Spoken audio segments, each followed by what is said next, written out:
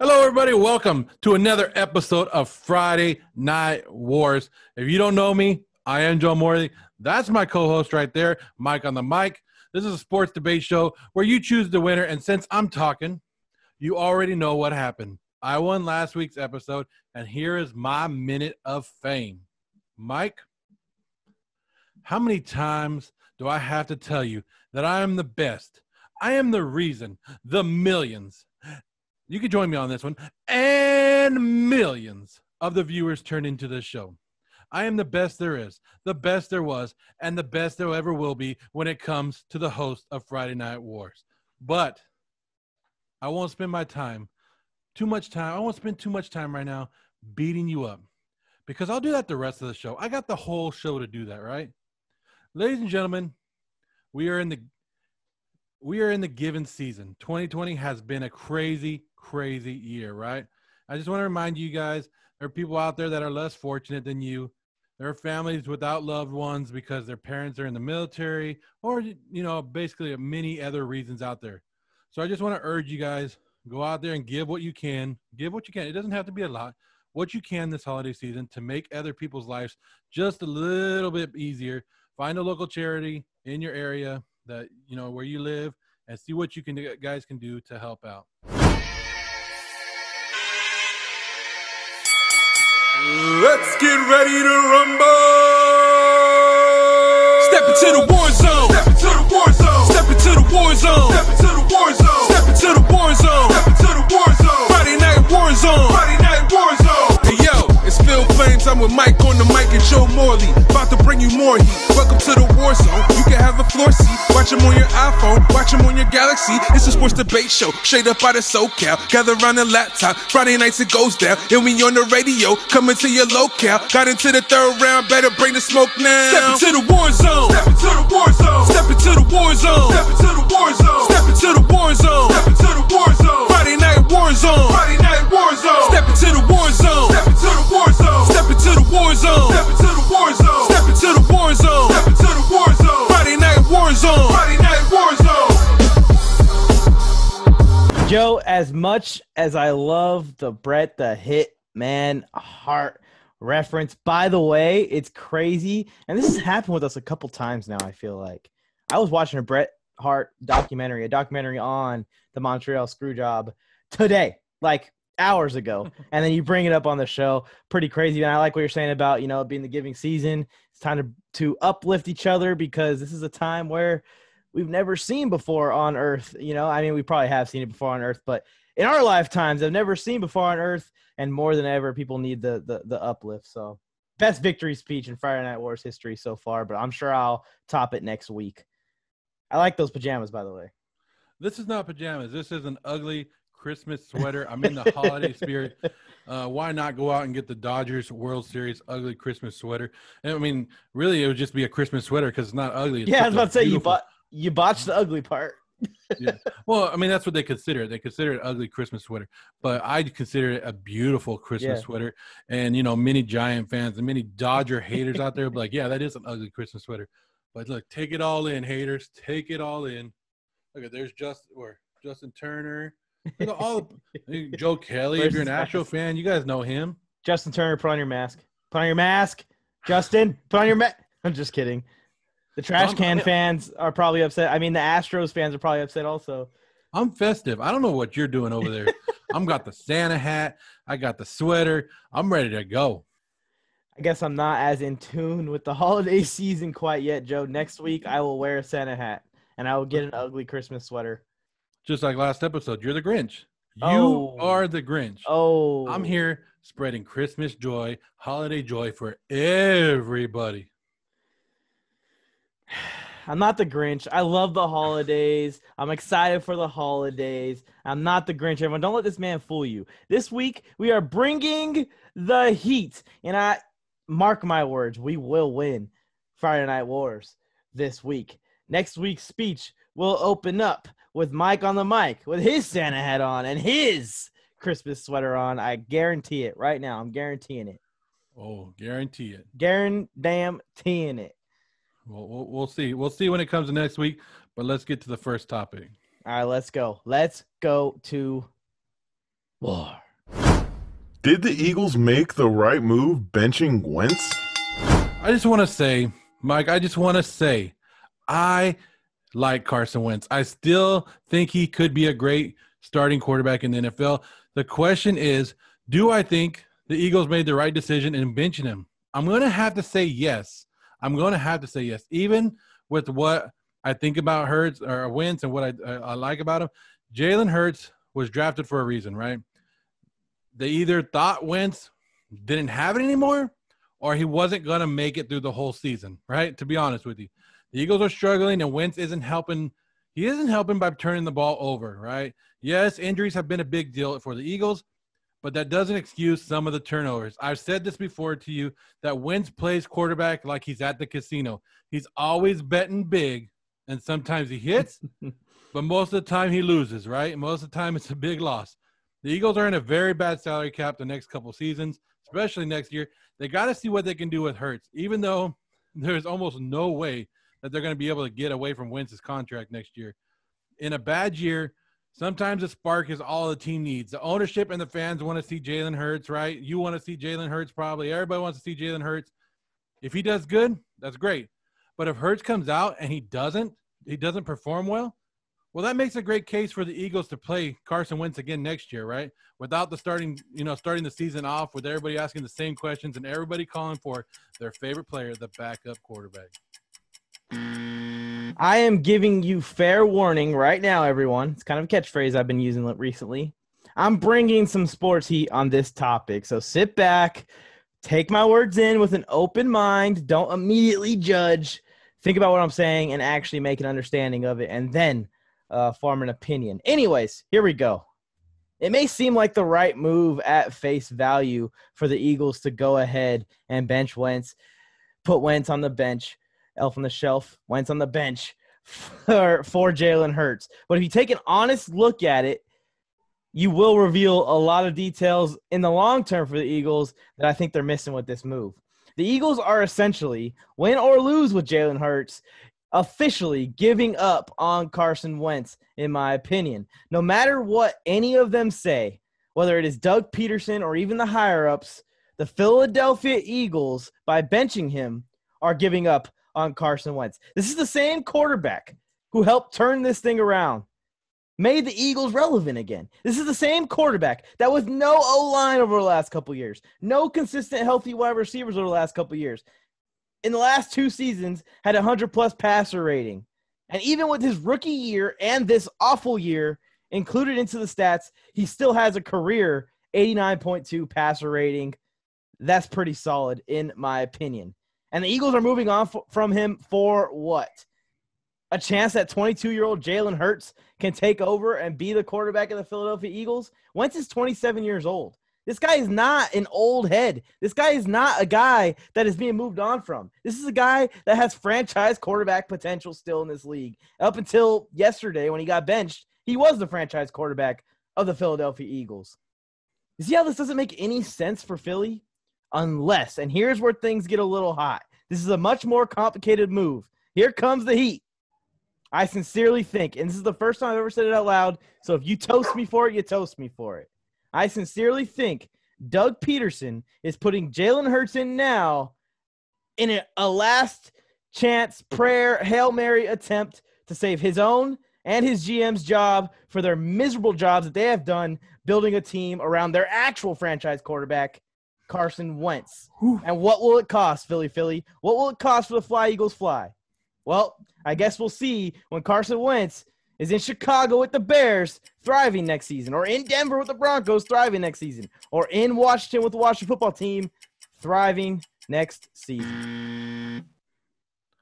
Woo! So you're saying Doug Peterson is benching Carson Wentz to save his job, to save his own job. I think Doug Peterson is doing a terrible job, and the GM are doing a terrible job by benching Wentz of accepting their own responsibility. I know you don't come out right now in the middle of the season and say, hey, we didn't put guys around him. The guys we have around him aren't the right guys right now, whether they're injured or whether they're just not quite NFL offensive linemen. But like this is their way of trying to throw up that Hail Mary that Jalen Hurts comes out and balls out, and he's going to have to because they have a really tough schedule to finish the season. And it saves the negative impact, the negative look it's going to portray on Peterson and the GM for throwing Wentz out to the Wolves pretty much all year this year. And in my opinion, he was thrown out to the Wolves this year. So the honeymoon is over. The Super Bowl win does not mean crap to Philadelphia anymore. They have made so many mistakes since that Super Bowl run. And like I mentioned in my argument, next year, salary cap hell hits. Mm-hmm. And it hits hard. And I don't even, like you were saying, you expect Wentz to be somewhere else.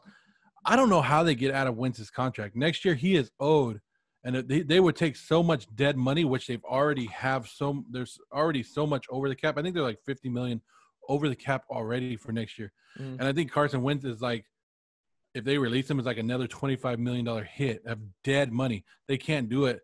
They're going to have to figure something out. And I don't know what they're doing with Hurts. And I think they have to, I think you always have to see what you have. And you can admit it too. Wentz has made a lot of big mistakes this year. Yeah. And I try to defend him as much as I can because I think he still has it. And I think you put him in another system, he's going to do good. But, I mean, you're already losing. You might as well try it out.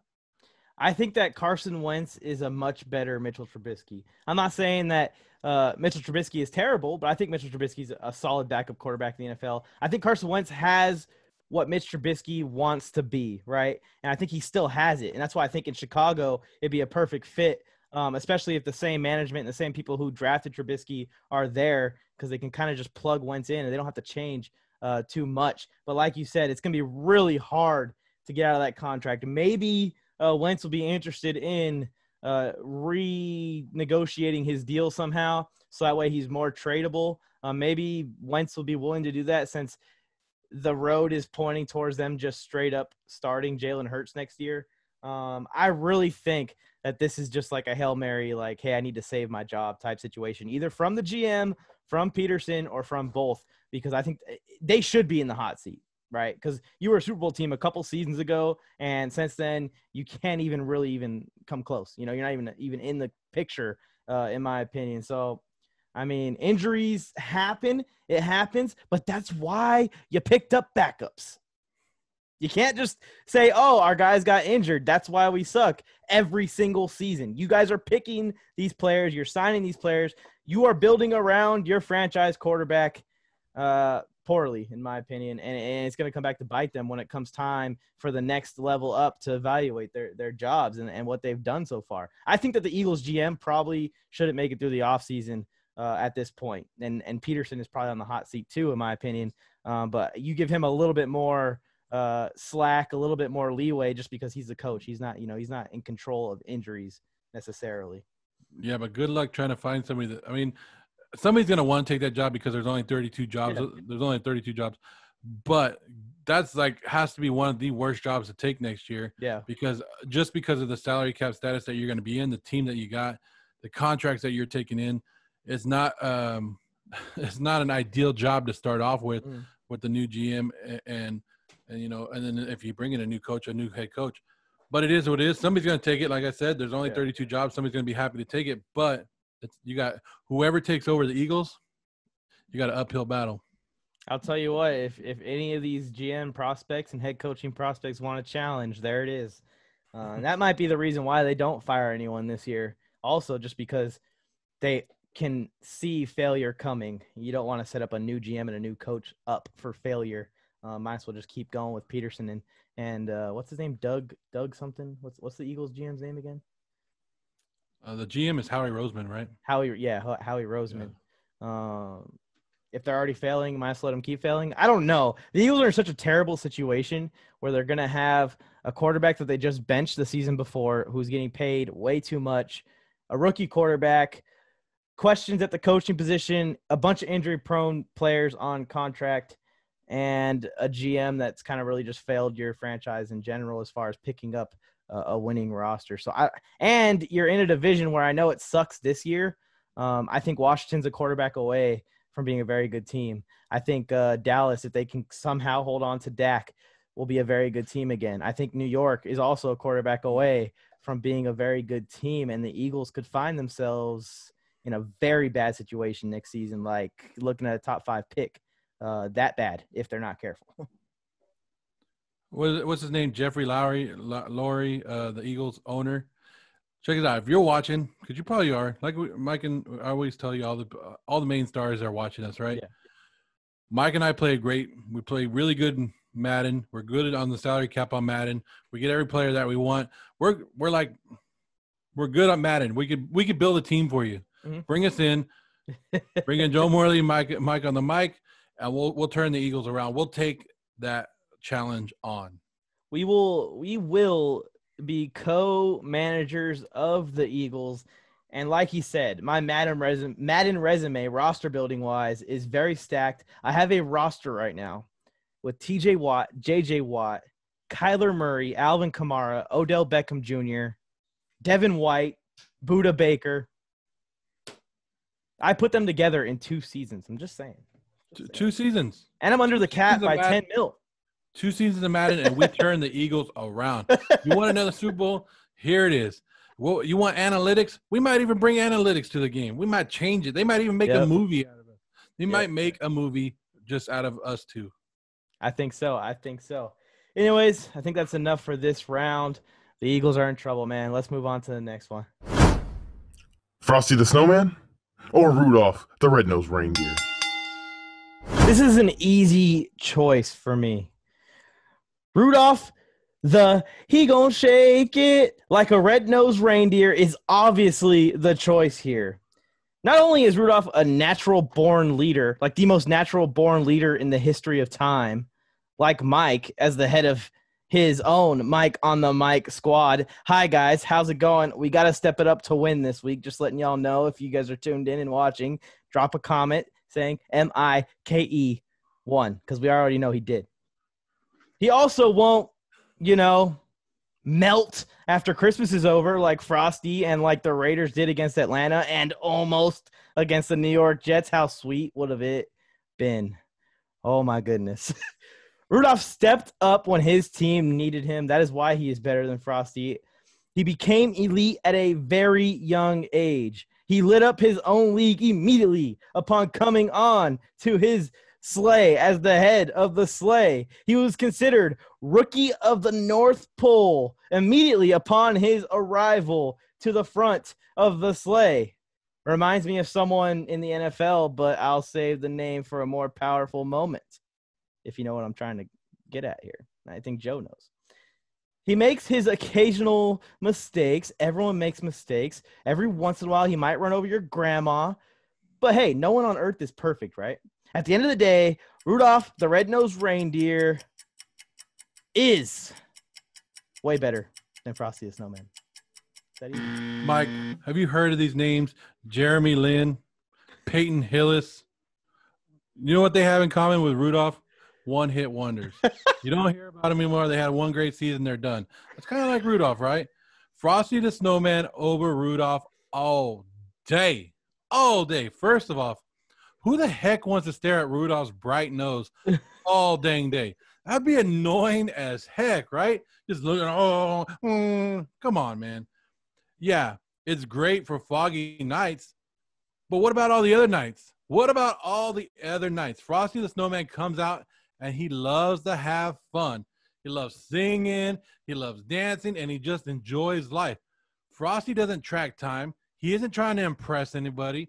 Plus, Frosty treats everybody like it's their birthday, right? When he comes back, happy birthday, right? That's Frosty. If you get tired of Frosty, you just take him inside, get the heater on, and he goes away. He goes away. And then you want him, you build him back up. It's kind of like what I do to you, Mike. Every week, I melt you down, and then I have to pick you up and build you back up for the next episode, just that you don't have a magic hat to help you win some debates. Frosty the Snowman is who I'm rolling with all the time. Joe, but here's my question, all right? Come the month of, let's say, April. I mean, here in Cali, it's hot today. I washed my car today in a tank top. So, I mean, if you guys aren't in Cali, I'm sorry. But in every other part of the country and world. Say March, April comes, weather's starting to warm up a little bit. Chiefs just won the back-to-back Super Bowls.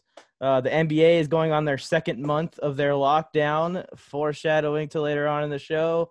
And your precious snowman has completely melted and is non-existent for another couple months. You know who won't be melted?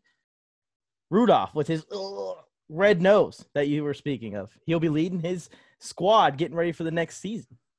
Do you want Rudolph kicking it with you in the middle of the summer? Like, I live in California, and I live in a bad part of California where it's like 100 degrees, 110 degrees in the summertime. Could you imagine that red nose just like going right next to you? Like, dude, calm that nose down, get it out of my face before we have an issue. At least my friend Frosty will disappear for a couple months and make me want to have him come back around. People don't get tired of Frosty like they get tired of you.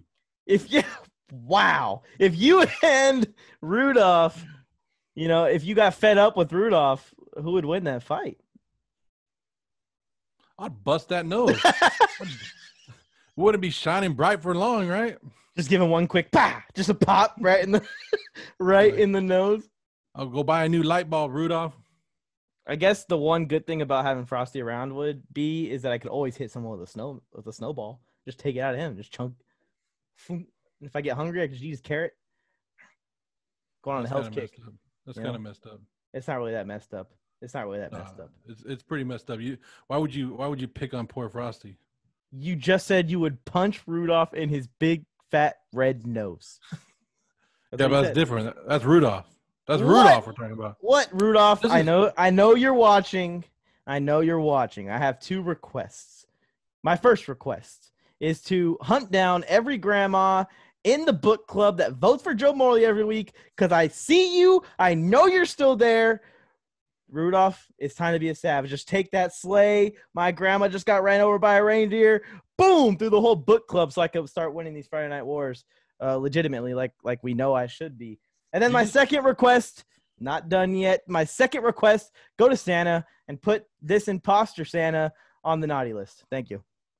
You just took it way too far. Like, in the history of Friday Night Wars, it's okay to banter with each other, but you just took it too far. You want to attack the book club that just sit in there reading books every week, and all they want to do is see Joe Morley dominate some debates, and you want Rudolph, the annoying red-nosed reindeer, to take them out. Mike, you have sunk into an all-time low. All-time low. Rudolph, check your inbox, bro. I'm sending you a list of names. Hey, I have another question. You said to the Mic on the Mic squad, right?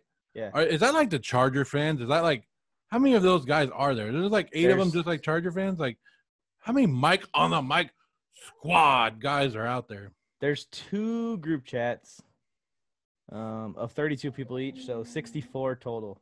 Dang. Well, you need to get 64 of them to vote for you. I know. That's the problem here. It's gonna. We are in the Christmas season, so a miracle could happen. I don't have to worry about them seeing this because they never come and vote for me. It's a miracle on the Friday Night Wars. All right, let's go on to the next round. Rudolph, you know what to do. Handle business, man. Let's go. Is the NBA starting up too early? Mike, the NBA season was over on October 11th. Not every team was inside that bubble. So many teams have received their normal rest, a couple months off more than other teams, right? The season scheduled to start on December 22nd. I think it will be a little bit more difficult this time around because they aren't going to play in that bubble, right?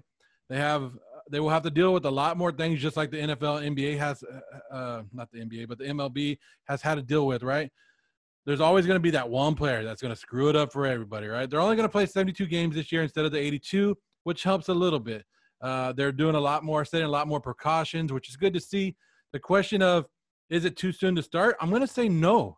I understand the risk that everybody is taking, and I trust me, I understand what the vid, that's what I call COVID, what the vid has done to people and the dangers of the virus. At some point, we have to continue our lives and try to get back to being just a little bit normal. I've mentioned all the precautions that they're doing. that they put in place to ensure the safety. This doesn't guarantee that anybody won't get the vid, but it shows that they're trying and that people are getting back to normal and that we as people are being safer and using universal precautions. There aren't allowing thousands of people in the arenas, not a lot of fans in there. It's just two teams that are being tested every day. So I think we need to just sit back, relax, and enjoy the NBA on Christmas Day and for the rest of the season because it makes us feel normal when sports are on. Just like all of you watching, just like the millions and millions watching at home, I love the NBA and sports in general. Do not get me wrong before I pose this argument to you. Selfishly, the sooner I see LeBron James capture his 5th title with my Los Angeles Lakers and your Los Angeles Lakers, the better. But look, unless we are going to another bubble, I do not think that we will get through a season right now. Not that we shouldn't start season. I don't think we'll even get through a season. Remember, we had to suspend last season for 4 months, right in the middle of it. And cases are going up, ladies and gentlemen. No matter what your opinion is politically on the COVID pandemic, the NBA should be playing it safe for the safety of the players, their families, and the fans of the NBA. Why not wait till the flu season is over, at least, at the minimum? Why does it have to be December? Why couldn't we done, after the new year, a couple weeks after the new year?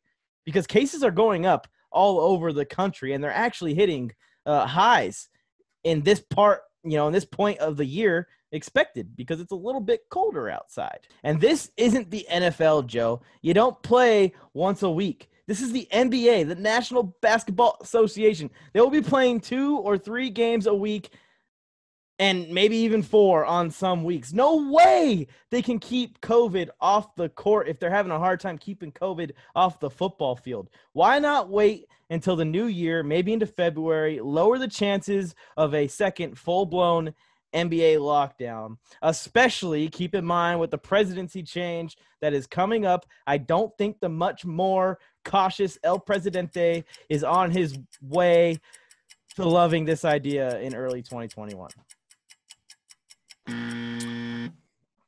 I see your point. But, and like I said, they're going to have to go through the growing pains because they played in a bubble last year. They got a little bit of it, but they didn't get all of it. Like the NFL and the Major League Baseball, they got outbreaks. They got hit hard. They had to learn on the fly. NFL's still learning on the fly. But people said we would not get through a full season or get through the full season of the baseball, which was only 60 games. They said, you're not going to get through it. You're not going to get through the playoffs. They did. They're saying that we're not going to get through the NFL season. There has not been one canceled game in the NFL this season. As long as the NBA is willing to reschedule, willing to be flexible, move stuff around, it's going to happen. Yeah, you're not probably won't get the 3 or 4 games a week like you normally have because you're probably going to have to cancel some of them and kick them back to the end. That's probably why they took the 10 extra games off because they give them a little bit of leeway. And that's probably why they wanted to start a little bit earlier too. Because say you don't start till the late January and then you have to kick a couple games back, you're just extending it even longer. You start it now, you can extend it and still try to get done by the time you have that time frame, which is what, June is when they want to probably get done? Hey, I want it, man. And I think what they're trying to do is they're trying to just kind of reset the schedule, bring it closer to normal, what we're used to seeing with the NBA. And then the following season, hopefully COVID's calmed down a little bit. The vid, as you called it, has calmed down a little bit. And they could just go back to normal, just a couple short off seasons. And now we're back on track to what we were doing normally. But the thing is what happens in January, late January, COVID's outbreaking again. And you have, 6, 7, 8 teams with it. And they have to suspend the season again. Like you're just setting yourself up to have to suspend the season again or maybe even cancel it. I know baseball made it through. I think baseball got very lucky, and it was during the summer, which helps. I'm not a doctor. I'm not a scientist, but I know that this is, a lot like the flu. It's going to kick up during the winter months. And the baseball kind of got a little bit lucky. They almost had to cancel the season because of the whole Florida Marlins thing and other teams as well. And for football, it's a lot easier to manage that one game a week every team has to play. Say, there's an outbreak in an NBA roster and they have to be down for 2 weeks. And, the team that they played the day before has to be down for 2 weeks. And the team that team played the day after has to be down for, one outbreak like it did at the beginning of this whole thing when Rudy Gobert first got it could cause the NBA to completely shut down because it's just a different league. These guys are in contact with each other way more than in other sports. It's way harder to get control on it when you're playing a lot more games a week. And like I said in my argument, it only takes one player. Most of the outbreaks in Major League Baseball, you know, when the Marlins got it, when was it the Cardinals, most of those were because of players being stupid. And that's the only way to say it, is to say that they were being stupid. Like the Marlins went out in downtown Atlanta. They got crazy. They went to bars. The Cardinals went to a casino, right? They went out where they're not supposed to. So the NBA could tell you, hey, this is the plane. You're going to get on this plane. You're going to go stay at this hotel. Same thing happened in football. When they had their outbreak, people were leaving the hotel. They were being caught leaving the hotel, going outside the safe zone. Basically what I would call it is a safe zone. I mean, you can only make it a safe, you know, you're not going to make it 100%, but it's a controlled zone where they're trying not to interact with a lot more people and trying not to get you sick. But there's always that one player that can't stay in, and he has to go out and he has to live the life of the athlete and get people infected. And I think that was the great idea about the bubble because let's face it, NBA players love to party, right? Yeah. NBA players love to party. You allowed them to do it. Yes, it was hard, and you took them away from their families and stuff like that, and they're away from their families. But good luck keeping these players out of the parties. Yeah, it's just not going to happen. I mean, ask James Harden. He just got busted this week for being out at a party when he was supposed to be at camp. He was supposed to be practicing. Lemon Pepper Lou, that's going to be famous forever. That might have cost the Clippers their playoffs, him going out and partying before he went back into the bubble after he had a family emergency, I believe. Something happened where he got taken out of the bubble, and all he was supposed to do was go take care of it, come back to the bubble, but he stopped at a strip club to get some lemon pepper wings, and that suspended him, I think, for 2 weeks. And the Clippers ultimately ended up losing in those playoffs. I'm all for it if the NBA can figure out a way to do it because I've become more of a fan of basketball this past, season with the Lakers being good again. Finally, I've gotten back into basketball and actually keeping track of everything in basketball. I need to do a better job with baseball in the upcoming season as well. But I really think that is a waste of time, a waste of injury risk to all these players, a waste of a lot of these guys' year in their career if we try and start it too soon. And the NBA has to go full lockdown again. And I don't know if they'll do it again, honestly. Say we're 2 weeks into the season and they have a major outbreak, they might just go ahead and say, okay, we're not going to play until, next year. You know what I mean? And I don't want that to happen. So I'm more with playing it on the safe side. Dude, bring it down to 50 games. I don't care. Playing on the safe side, make sure we have a season more than rushing it, selfishly to get basketball in front of me again as soon as I possibly can get it. I want a 2021 basketball season to take place. I want LeBron to win it. But, more importantly, I just want it to take place. So you're saying if they get hit hard in the NBA with the vid again, that Adam Silver is going to pull a Des Bryant and say, I'm done. We're done. Well, we're not doing this again. It's over. I think that if they would have gotten hit with the vid, 10 games into the season versus 70 games into the season, they probably would have called it last year. Because when were you going to come back and play a full, 70 more games? It wasn't going to happen. You weren't going to get these players in the bubble for 70 games. They were already complaining about being in the bubble for, like a couple months. I know it's tough, guys. Trust me. I've experienced what it's like to be trapped somewhere and have to make the best of it. You were at Disneyland, so I'm not trying to be a jerk or anything. You were at Disneyland. I was in the middle of the ocean fighting the Chinese. But yeah, unless they're going to go to a full bubble, I don't think it's going to work. I don't think they're going to make it through the season without a full outbreak. I don't think they're going to make it through the first month of the season before there's a full outbreak. Well, it's the risk they're going to take, and we're going to have to see what happens. It's already booked. It's happening. People are going to come on here and start up some conspiracy theories that I don't want them to go for my Lakers' sake or whatever it's going to be. I already know it's coming. So before you guys even bring it to me, before you message me, just know that that's not the reason. I don't even know, or if I had to predict right now, if I would pick the Lakers to win it, okay? Just ease them. Ease the brakes. You know who I'm talking to. No, he's taking the Lakers, guys. He's taking the Lakers right now. No, I'm not taking the Lakers. Anyways, What do you think, Joe? Was that a good show, or you got some more banter? You just want to say I suck? Put it on the board. No. I'll put it. I'll put it Oh, on the board. okay. Win for me next week on the board. Put it on. No, we're getting closer and closer to the holiday season. I'm liking it. But I hope you know what? I'll promote it right now. Christmas Day, we will have Friday Night Wars. Christmas Day, we will have Friday Night Wars. It is on a Friday. Guys, get ready for Christmas Day. Oh yeah, it's gonna be a special episode. We're gonna do some fun stuff on it. We're still working on it behind the scenes, but we have plans. We're gonna make this interesting. We're gonna keep this interesting. Holidays and stuff like that. We're gonna do extravagant episodes with different themes, and who knows, maybe Santa Claus will make an appearance. Who knows? And I think New Year's even falls on a Friday. It's gonna be. We're gonna start the Friday. New Year off together, which yippee. Woo! Yeah. Woo! Yeah. No one else I'd rather hang out with than Joe Morley Sports and his Raider fandom. All right, that's enough. All right, you're gonna keep talking about my Raiders. We're gonna have an issue. All you gotta do is bring up my football team, but we won't get to that. I'm gonna cut you off before we get there. All right, we'll stop at the Raiders slander and we'll close this thing out. Listen, guys, we really appreciate all the support we've gotten so far. It's been a great time. I love doing this show. Me and Joe have fun doing the show, despite us, debating, going at each other. That's a part of the fun, and we like seeing you guys in the comments and everything. Have a great week. Have a great Friday. You got anything else? Last second, last chance. I'm gonna say it. Down with Rudolph. Down with Rudolph.